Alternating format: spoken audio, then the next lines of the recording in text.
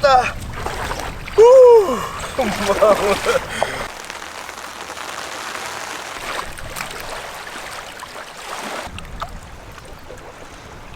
Mulțumim de vizită! Yes!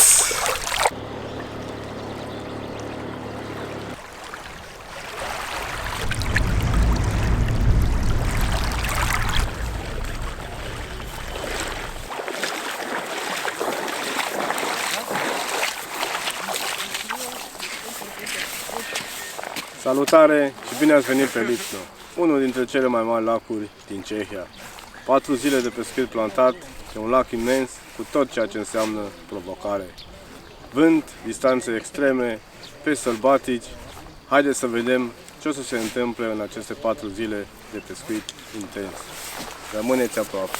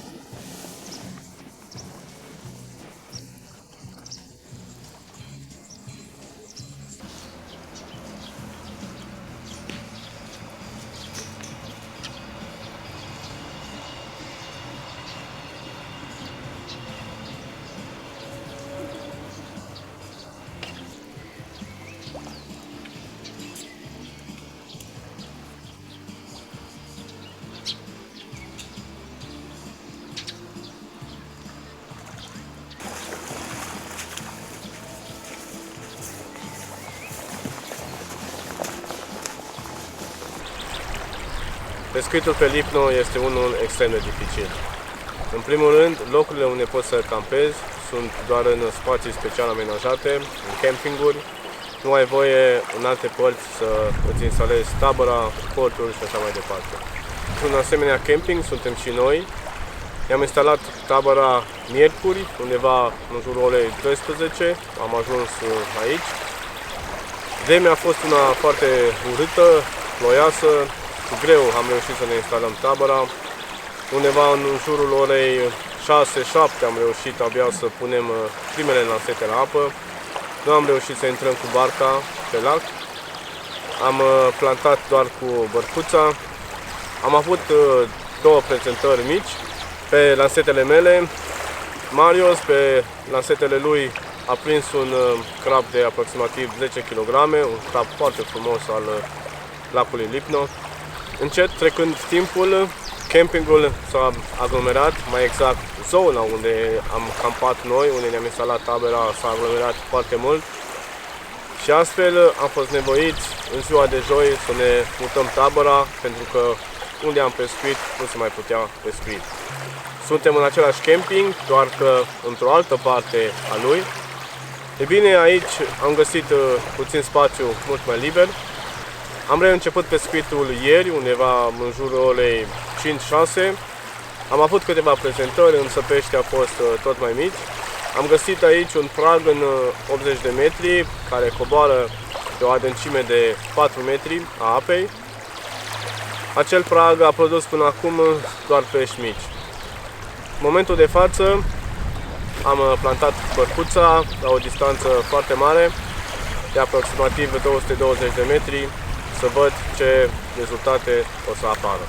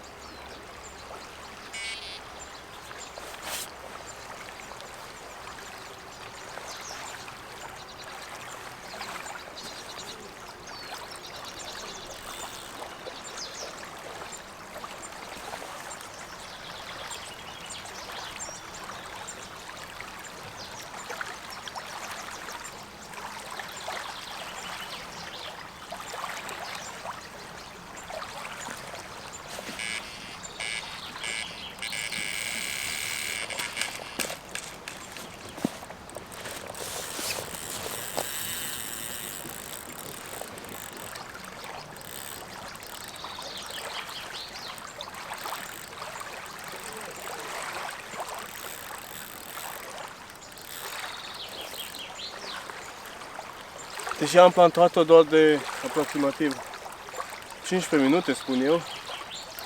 Uite, lanseta plantată în 220 de metri a și plecat. Chiar din trăsătură peștele a luat fir. Acum, bineînțeles, rămâne de văzut ce o să scot afară.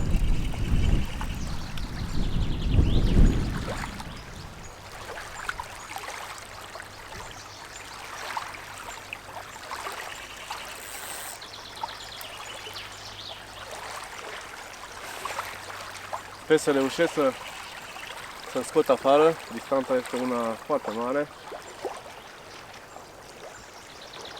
Pragul ce este aici în 80 de metri a produs până acum doar pește mic.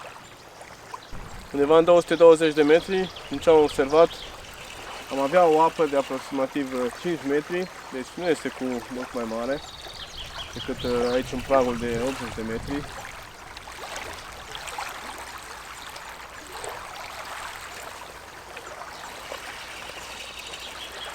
Apa la mal este una foarte mică și suntem nevoiți să intrăm în apă pentru a scoate peștii.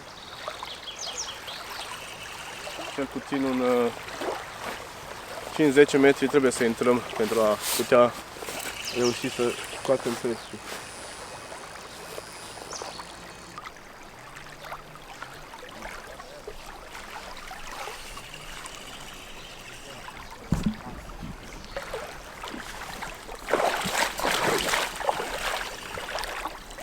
Peștele, din păcate, s-a dus destul de mult în jos.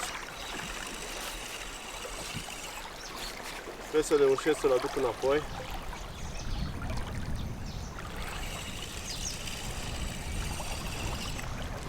Drillul cu un crap sălbatic de lipno este unul plin de tensiune, suspans. Nu știi ce ai la capătul firului, chiar și un pește de 4-5 kg luptă în toate puterile. Este un pescuit cu totul și cu totul aparte. Numărul trăsăturilor nu este unul mare, dar când intră unul, adrenalina crește, este ceva wow.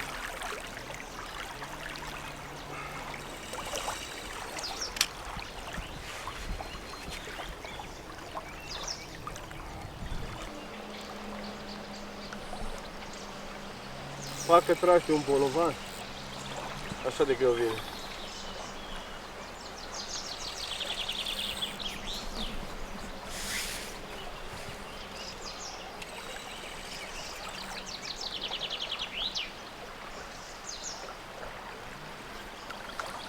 Cum băieți? Sunteți liniștiți?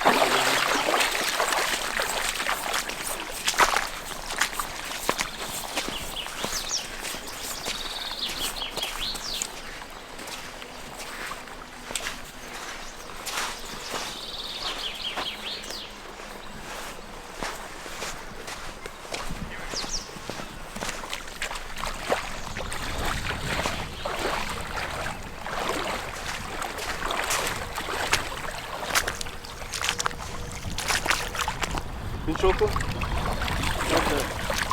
Aici este pescarul ăsta. Iar o pescare.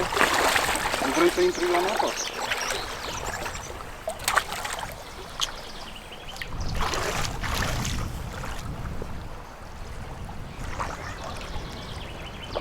Peștele a ieșit la suprafață, nu este unul imens, dar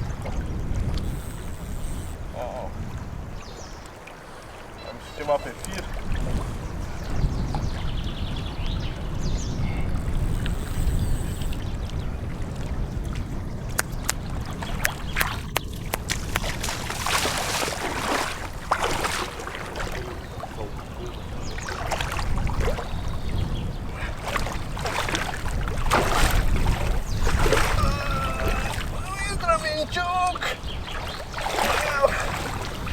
Gata! Mamă, a fost bestială lupta asta! Bestial! Nu este ceva imens. La un 10 kg le estimez, dar lupta este una bestială.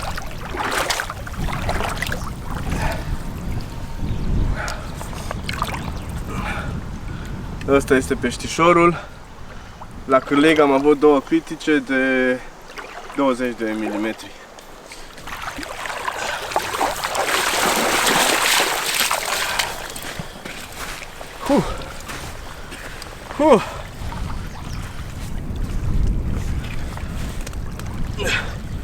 Aici momeala de la cârlig, înțepătura una foarte bună, gura intactă, buze tari. Asta a fost și momeala de la cârlig. Aici am mai avut un varniș care din păcate s-a rupt, trebuie să-l pun din nou. În rest plumb pierdut. Și aici am avut în loc de plumb o piatră destul de mare, dar o să vă arăt mai exact în scurt timp cum am procedat.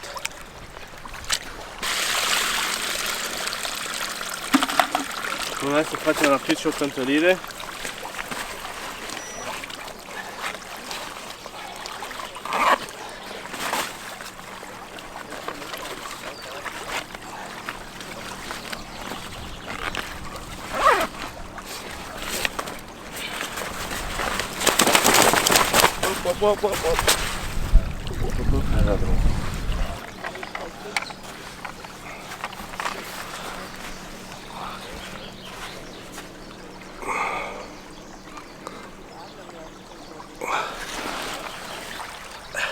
Haideți să vă arăt și peștișorul.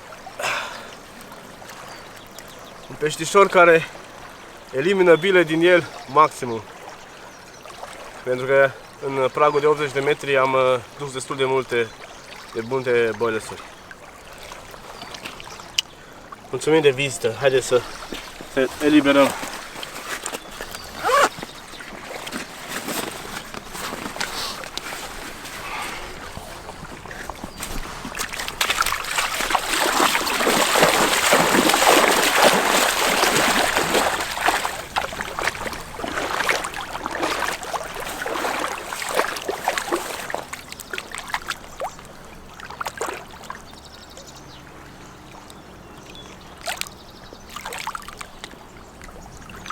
Este obosit. Am avut o luptă împreună foarte crâncenă. Gata, am plecat. Hai să vă arăt acum montura și modul cum plantez. Montura este un plumb pierdut. Forfacul este unul Combi Rig, același forfac pe care eu îl folosesc de obicei. Singura diferență la montură este că i-am atașat o piatră care este prinsă cu un elastic. O să încerc să apropii de cameră, sper să se poată și vedea. Cam așa arată modalitatea de prindere. Ce se întâmplă mai exact în momentul trăsăturii, datorită greutății pietrei, care este una destul de mare, 400-500 de grame de liocare. Aceasta se eliberează din elastic, iar noi rămânem în drill doar cu peștele și montura simplă. Nu mai avem nicio altă greutate. Este, spun eu, ceva mult mai ușor pentru a reuși să scoatem peștii afară. Un alt avantaj în folosirea pietrelor este că avem o greutate mult mai mare care ne ajută să fixăm montura în același loc, să rămână fixă în același loc. Pentru că lacul este unul foarte mare, există curenți, la distanțe de peste 200 de metri firul are o elongație destul de mare, iar noi trebuie să-l întindem foarte bine pentru a putea avea semnalizată trăsătura. În capătul forfacului am un săculeț solubil în care am adăugat boilesuri de 20 și 24 mm, sunt doar boilesuri tari. El este unul destul de mare și asta pentru ca să fiu sigur că montura ajunge împreună cu săculețul pe substrat, iar cârligul este în apropierea boilesurilor. O să introduc săculețul cu tot cu piatră în cuva de la bărcuță. Închidem clapetele. Aici trebuie să fiu foarte atent ca să așez piatra, să fiu sigur că aceasta o să cadă, la fel și săculețul solubil. Prima dată o să adaug câteva boilesuri Nu sunt aditivate, boile sunt normale, 20 și 24 mm. Mai am și câteva boilesuri tăiate. Acum o să adaug în cuvă săculețul solubil cu montura. Mai adăugăm câteva boilesuri peste.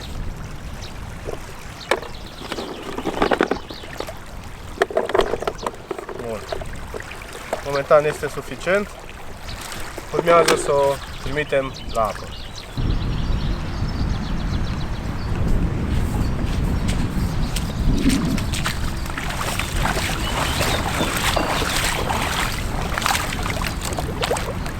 Verific ca firul să fie în spatele bărcuței. Bărcuța este pornită. Am salvat punctul de unde am prins peștele, iar acum vreau să o trimit tot în același punct.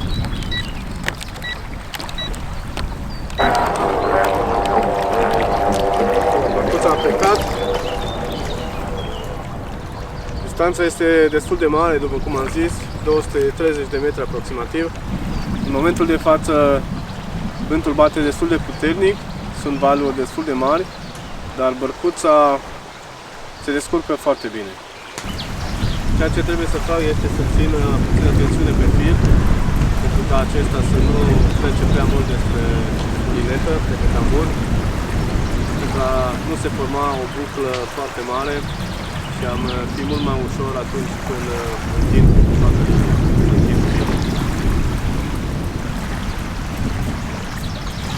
În momentul de față, bărcuța mai are aproximativ 80 de metri, 84 de metri mai exact. Curenții sunt destul de mari, vântul bate destul de puternic momentan, dar se pare că se descurcă foarte bine. Mai avem de pescuit încă aproximativ 40 de ore. Să sperăm că până la sfârșitul partidei reușesc să mai capturez încă câțiva pești frumoși ai lacului Lipno. Așa că rămâneți până la sfârșit.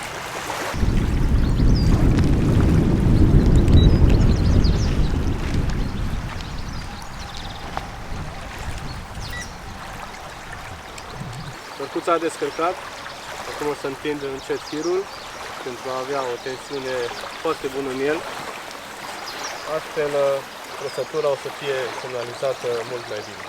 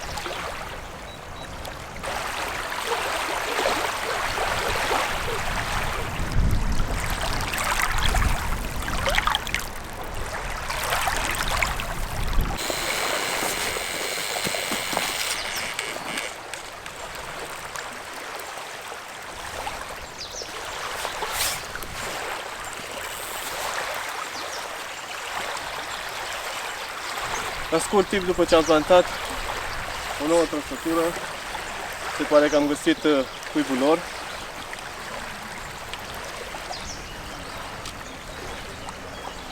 Hai să vedem ce o să fie și aici.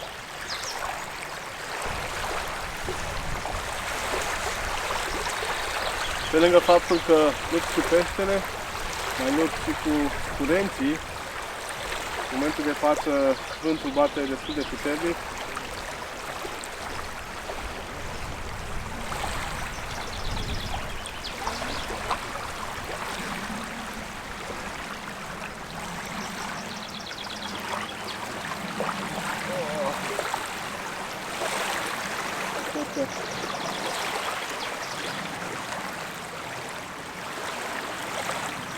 Da, cred că peștele s-a agățat în ceva agățătură. Simt că s-a blocat.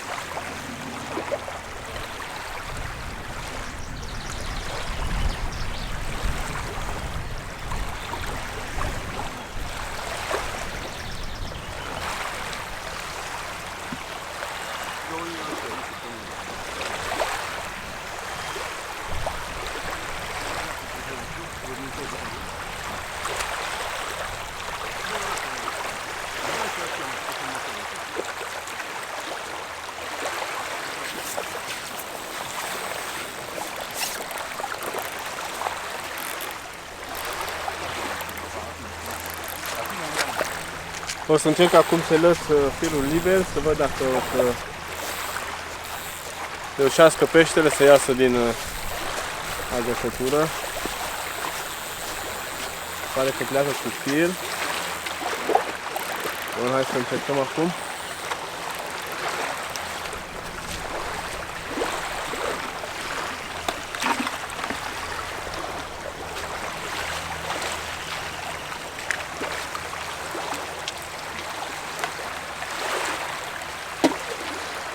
Cred că peștele a scăpat.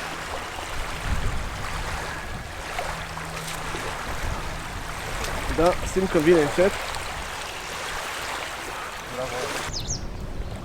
Peștele s-a apropiat încet de mal. A ieșit la suprafață, este obosit. Sperăm că reușesc să-l aduc la bucioc.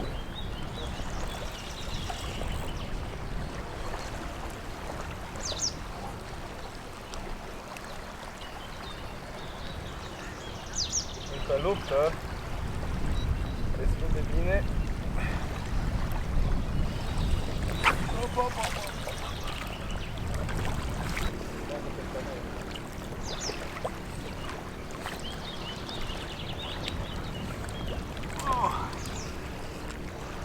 Haide.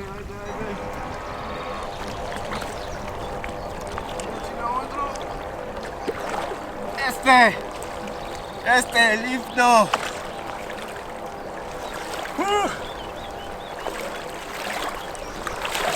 Al doilea pește în aproximativ de 40 de minute. Partida are început. Da, un pește frumos și ăsta, un clasic al lacului Lipno. Aici este peștișorul, nu o să mai cântărim, aproximativ 8-9 kg, pe acolo este. Hai să vi-l arăt. Are aici pe o parte și o cicatrice destul de mare. Cam asta este un superb crab comun de Lipno.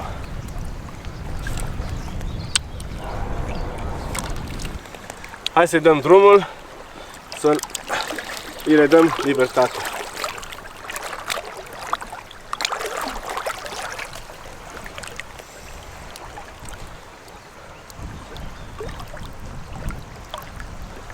Bye! Superb! Este ceva wow pescuitul ăsta pe Lipno. O provocare imensă, dacă când vine un asemenea exemplar, chiar dacă nu este așa de mare, este ceva de nedescris.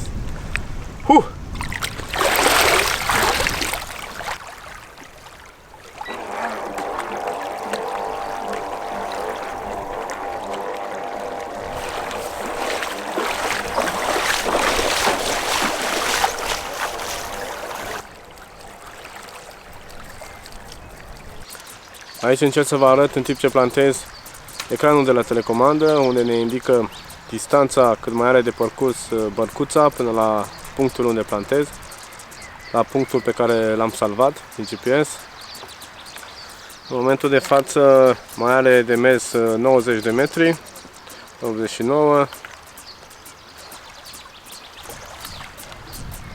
Am salvat 3 puncte, este acasă, locul unde se întoarce. Punctul 2 este cel în 80 de metri, unde am găsit pragul, iar punctul 3 este la 230 de metri aproximativ.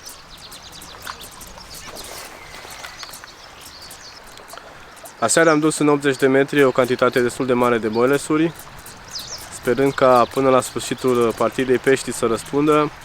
E bine, un dezavantaj al lacului este că începând de la ora 12 până dimineața la 4, pescuitul este interzis în timpul nopții.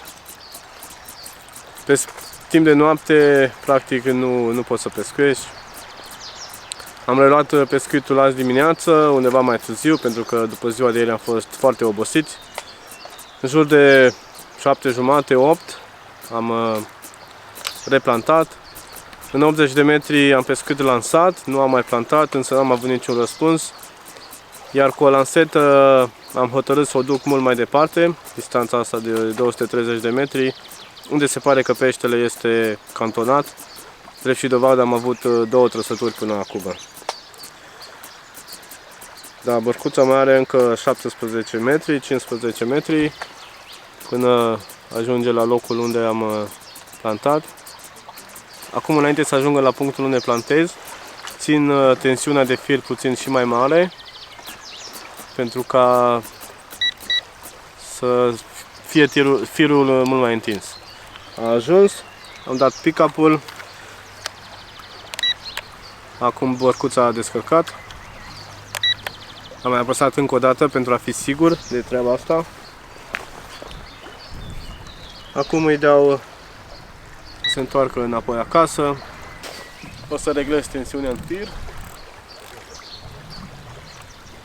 Pe tamburi am fir de 0,36, este destul de gros, firul este puternic.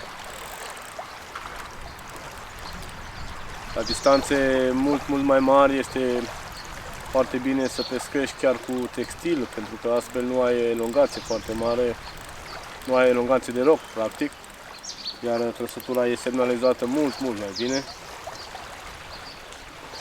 De data asta sunt tot pe monofilament, probabil cu alte partide de pescuit să apelez și la textil. Cam asta e, am poziționat swingerul și așteptăm următoarea captură.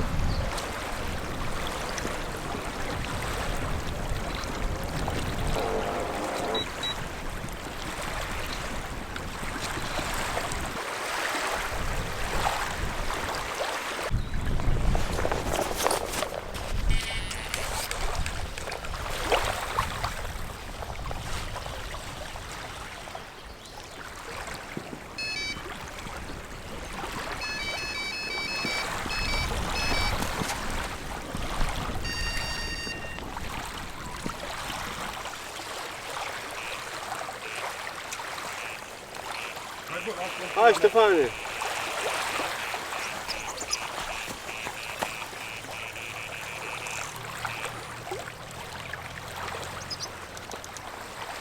E al tău, mă? Nu peste asta? Nu, mă, nu.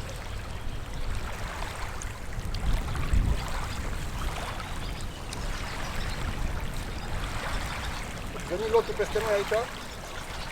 Au năvălit crapii. Bagi la crapi, o numele filmului, de asta e. Exact. Momentan suntem în dublu drill, atât eu cât și Ștefan.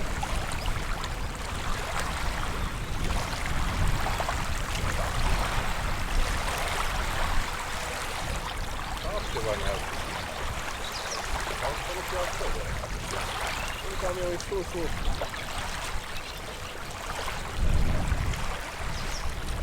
Am avut o nouă prezentare. Se pare că pe timp de zi peștii se depărtează foarte mult de mal. Pare cum este și ceva normal, pentru că biologia creată de către pescari nu este una tocmai bună.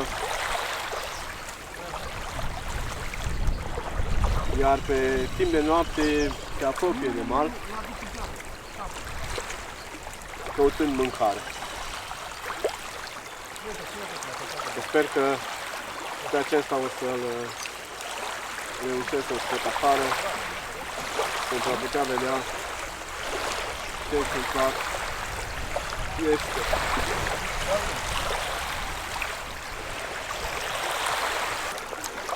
Ăsta e peștișorul, unul mai micuț, are un colorit superb. O să eliberez montura. Vi le arăt acum. Opala!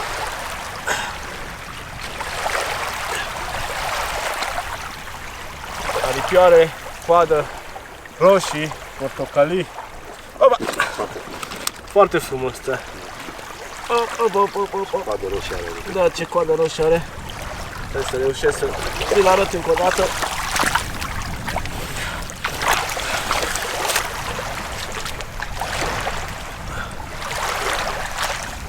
Bun, asta este peștișorul. sălbatic de Lipno.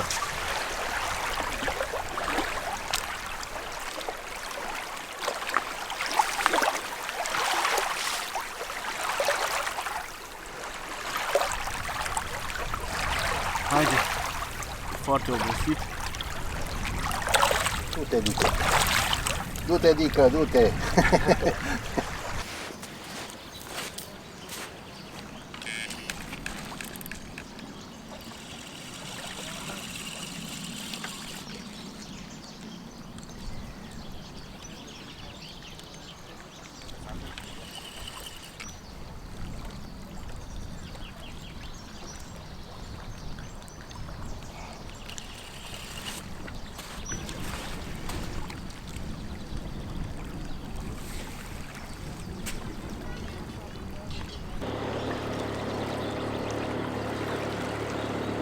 Ziua s-a încheiat, din păcate, fără prea multe reușite. Totuși, am reușit să aduc pe saltea 2 crapi serioși ai uriașului Lipno. A fost o zi grea, nu doar de pescuit. Marius, colegul meu de partidă, s-a simțit rău și a fost nevoit să plece acasă. Din păcate, nu a mai putut continua cu noi. Dar aventura pe Lipno nu s-a terminat. Ne mai așteaptă o zi, ultima, și sperăm că va aduce cu ea surprizele pe care le așteptăm de la acest lac uriaș. Rămâi alături de mine, pentru că povestea nu s-a încheiat încă.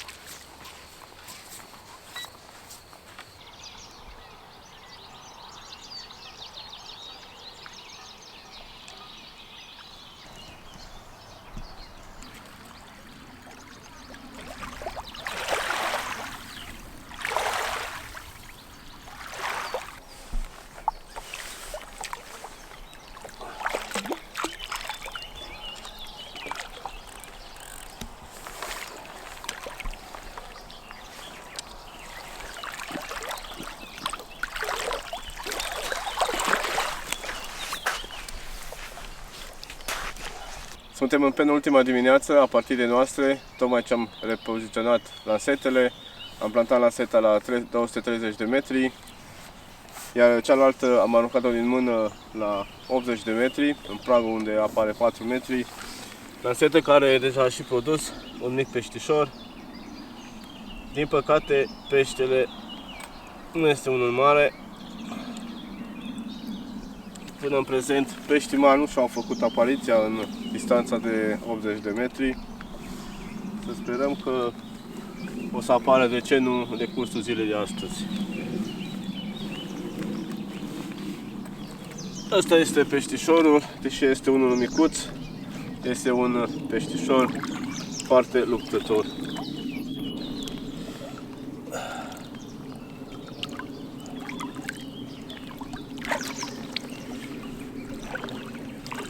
Bye bye.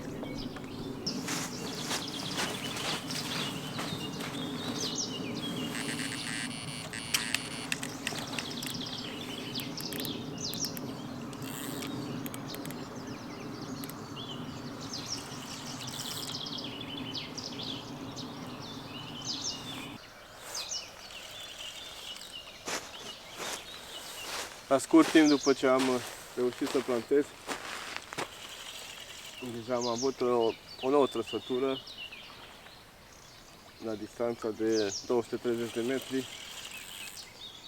Peștele pare un luptător, chiar nu pot să-mi dau seama momentan ce se ascunde la cârlig.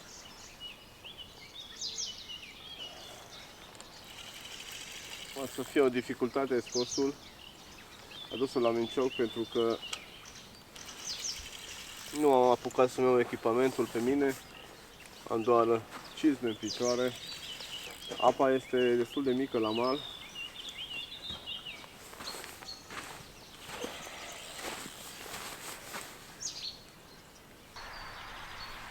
Momentan este aproximativ în pragul de 80 de metri.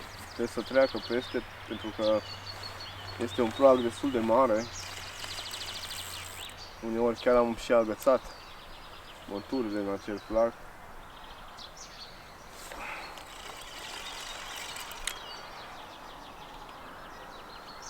Lupta cu un pește de la 230 de metri este una destul de mare.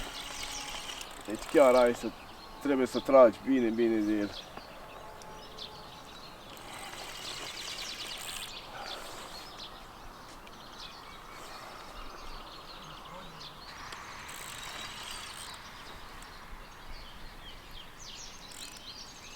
Da, uite. Cred că s-a agățat.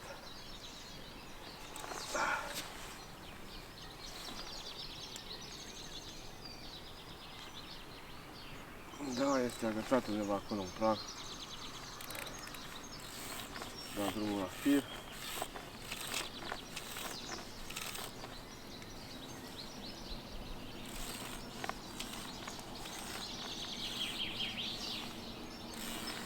Vezi? Unde e agățat, Emil?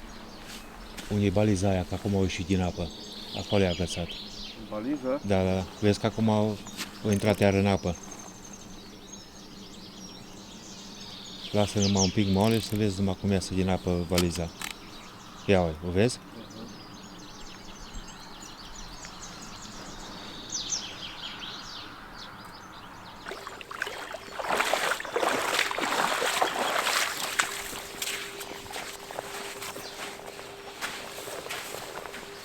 Din păcate peștele l-am pierdut. S-a agățat în baliza din aproximativ 100 de metri. Am plasat-o acolo. Am intrat cu barca. Nu am reușit să scoatem peștele. Firul a cedat până la urmă. Asta este pescuitul. Mergem mai departe.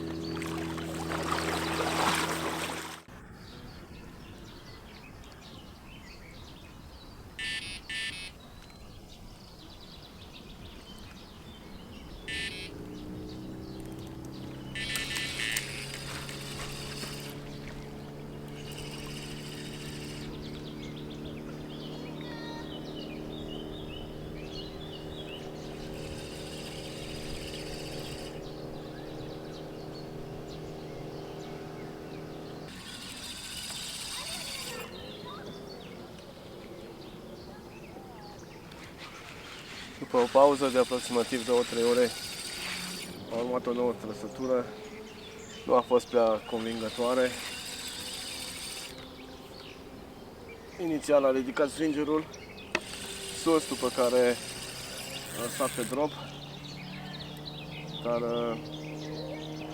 nu poți să știi niciodată ce se ascunde la celălalt capăt al firului. Totuși țin să cred că peștele nu este unul destul de mare. A luptat destul de bine. Ce drept și distanța este una mare. 230 de metri este destul de dificil să scoți afară.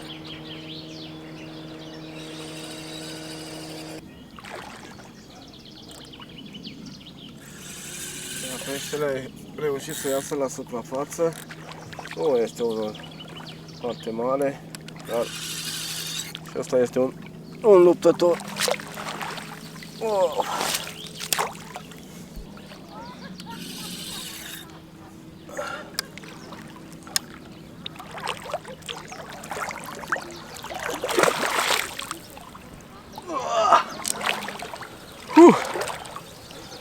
El mincioc.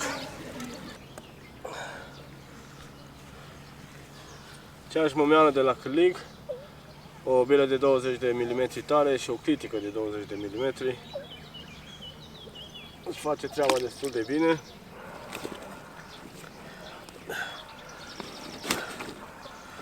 Pește frumos, cu un colorit superb. Ce să vi-l arăt. Asta este. Undeva un 2-3 kg, spune că are. Hai să le eliberăm.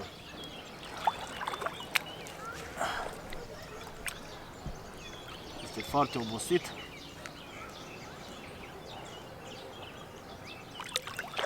A plecat.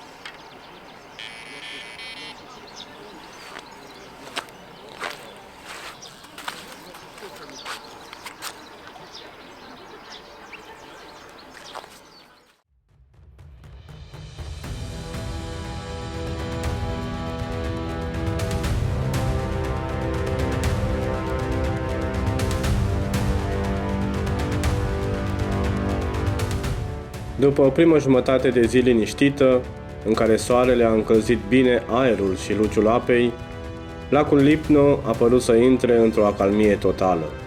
Nimic nu se mișca, nu bătea niciun fir de vânt, niciun semn de activitate la pești. Însă, odată cu trecerea orelor, vremea a început să se schimbe. După amiază, vântul s-a ridicat brusc și a început să bată exact din direcția care ne avantaja. A împins masa de apă odată cu ea și peștii spre zona în care pescuiam. În scurt timp au început trăsăturile, două, una după cealaltă. Din păcate, cele mai importante secvențe, drillurile cu cei doi pești, au fost filmate în slow motion, fără sunet. Încerc totuși, prin acest voice-over, să vă transmit tot ce s-a întâmplat acolo. Primul drill a fost cu adevărat intens. Am reușit să aduc peștele de la 230 de metri până în zona balizei, montată la aproximativ 100 de metri de mal. Din păcate s-a agățat acolo. A urmat o luptă grea, tensionată, dar l-am scos din baliză. Însă imediat a intrat în firele altor pescari. Haos, încordare, speranță, dar peștele a fost mai puternic. A câștigat lupta, l-am pierdut. La scurt timp a venit o nouă trăsătură. De data aceasta, totul a decurs mai bine. Am preluat controlul repede și după un drill lung, dar curat, am reușit să-l aduc în mincioc. Un pește frumos care a adus speranță într-o zi care încă își scria povestea.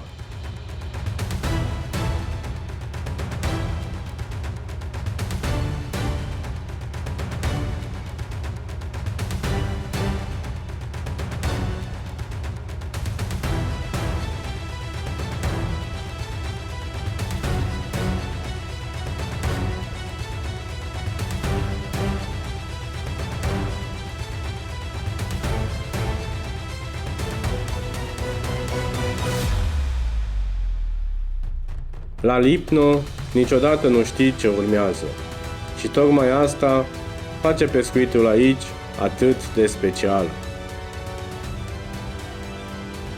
Din fericire, eliberarea a fost filmată corect, un moment frumos, surprins așa cum trebuie. Hai să-l vedem! Hai să vă arăt și peștele, un sălbatic de Lipno, un superb pește și să-l eliberăm.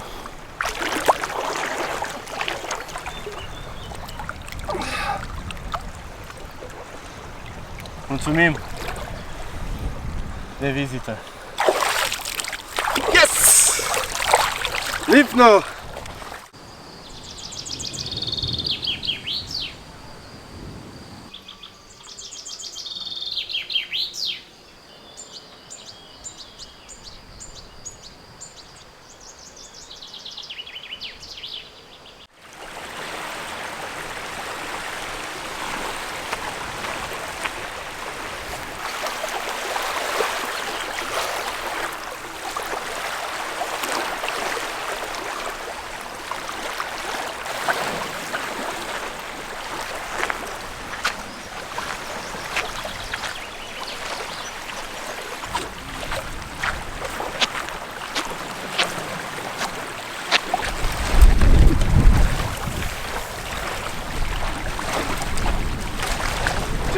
câteva fire în apă, mă, simt cum pleacă de ceva, simt firul cum pleacă de ceva.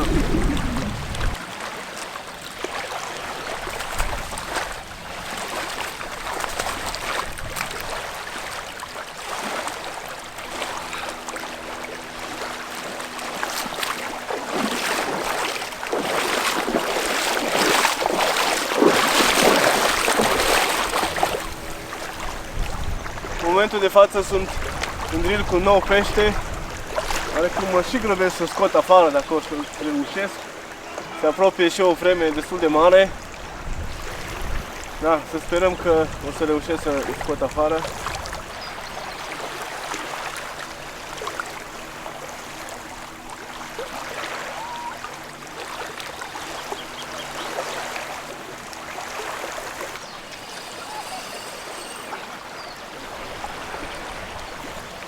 Frâna e strânsă, nu are voie să ia niciun pic de fir.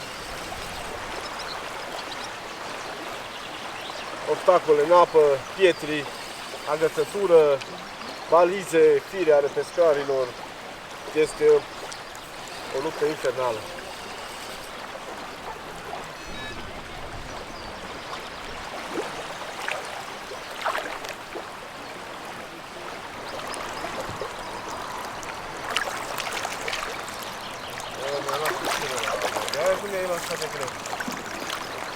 Ha?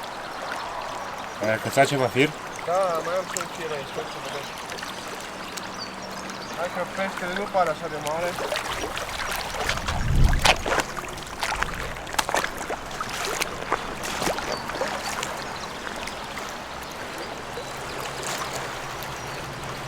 Dorine, poți să mă ajut puțin cu lasetă?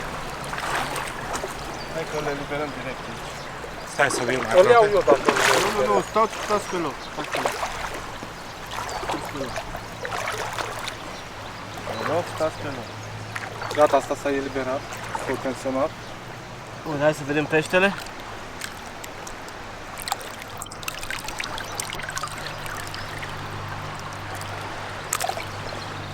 Nu este așa de mare, nu știu, 4-5 kg probabil că are. Înțepat perfect pe mijloc.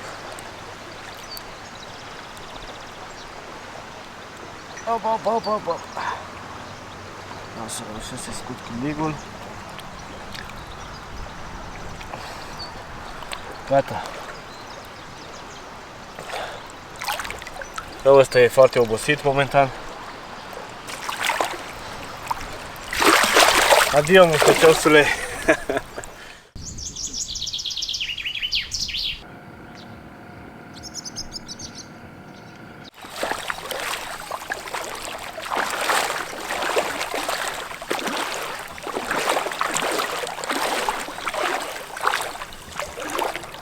Vezi că ești lângă fir. Da, am văzut. Asta vreau să văd pe unde e peștele, în ce parte lui. Păi în partea asta, de treci din față de fir. Trebuie să trec și eu, exact.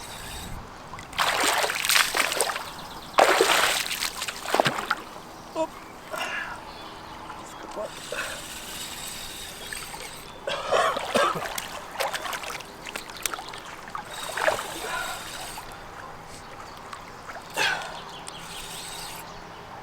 Un pește mic.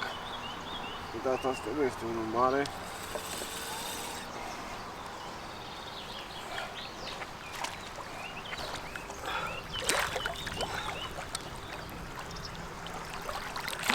Gata!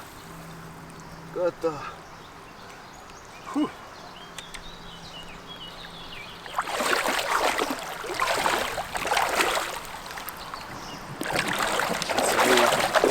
Putem să le liberăm aici. Să las un pic în toc.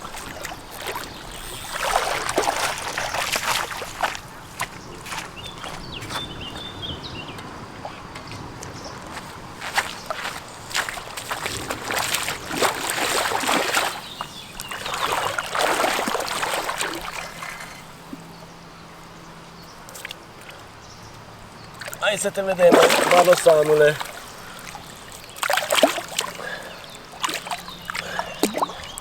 Hai să te vedem.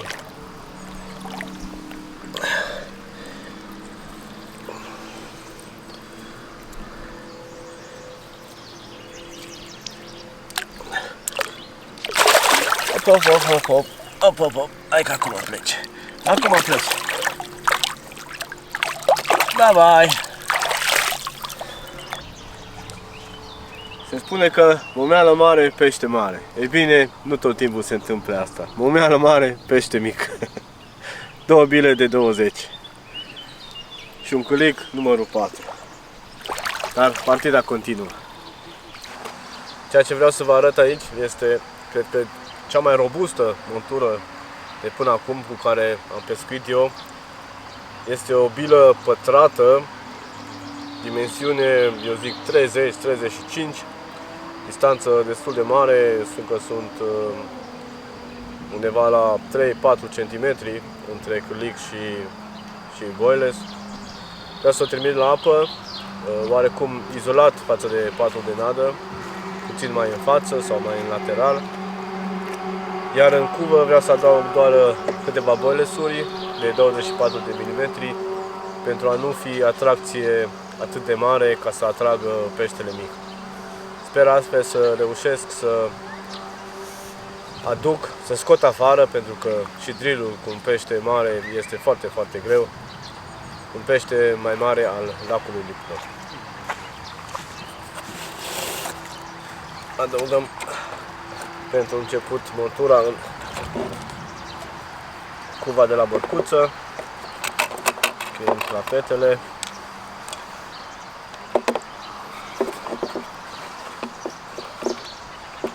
Piatra și ea este una destul de mare de data asta. Acum o să adaug bilele de 24 de mm.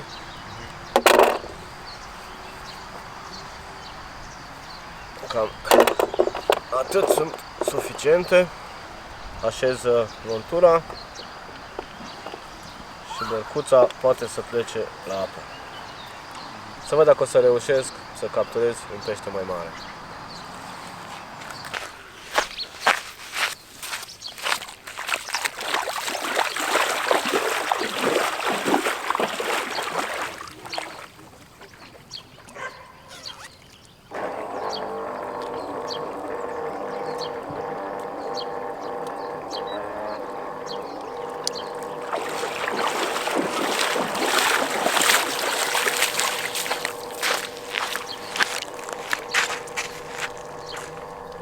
Lacul Lipno, un uriaș greu de înțeles și de cucerit.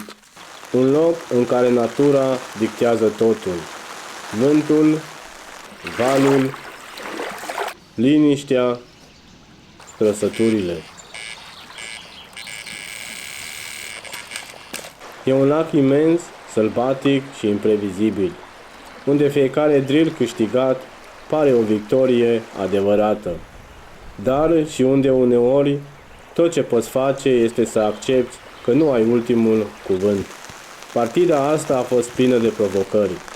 Probleme tehnice, capturi pierdute, momente lungi fără activitate. Iar când părea că începem să deschidem jocul, timpul nostru s-a terminat. Nu am mai avut nicio trăsătură după acel ultim drill. Iar seara, din păcate, am fost nevoiți să plecăm acasă mai repede decât trebuia. Așa e Lipno, frumos și nemilos. Te pune la încercare, dar tocmai asta îl face atât de special. Plecăm de aici cu mai multe întrebări decât răspunsuri, dar și cu promisiunea că ne vom întoarce, pentru că lacul ăsta nu te lasă să-l uiți. Mulțumim de vizită! Yes! Lipno!